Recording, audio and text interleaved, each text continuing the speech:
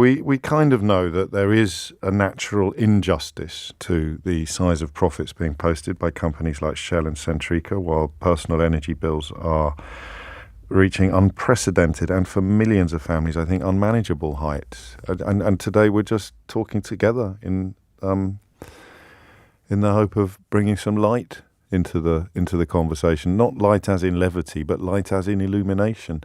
And I do think, the more I think about it and the more we talk about it, the more baffled I am by the political landscape in Britain at the moment. I think, because, obviously I do this for a living.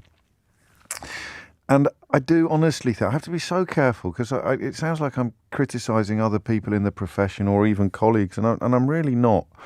But I think the scale of how bad things are, the scale of Boris Johnson's awfulness, and the fact that his successor, his likely successor, is complicit. She's continuity Johnson, Liz Truss. She's never really criticised him or acknowledged how awful he is. I just think until this spell is broken, then nothing gets done or nothing gets fixed. Rishi Sunak talking to Nick Ferrari last night about bringing back grammar schools.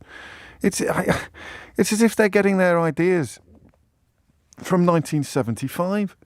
It is just bizarre. Now, it may be because the Conservative membership, i.e. the only people in the country who have a say in who the next Prime Minister is, are still living in 1975. And an awful lot of them are.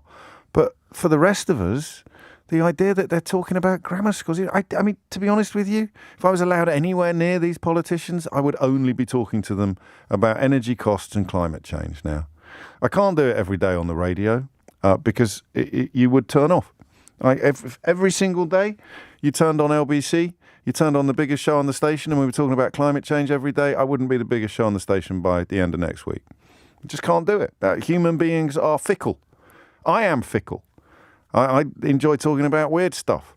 What did we do yesterday? Did we do something funny yesterday? I certainly intended to do something funny yesterday. Oh, no, we ran out of time. But anyway, I was going to talk about scruffiness, wasn't I? I was going to talk about scruffy coppers. I was really looking forward to talking about scruffy coppers. It's a bit like being in the pub or in a social situation. Imagine if I turned up at your house for dinner every night and started talking about climate change. You'd be building a O'Brien-sized cat flap before you could say, oh, for goodness sake, wind your neck in, will you? You're so much fun when you talk about scruffy coppers.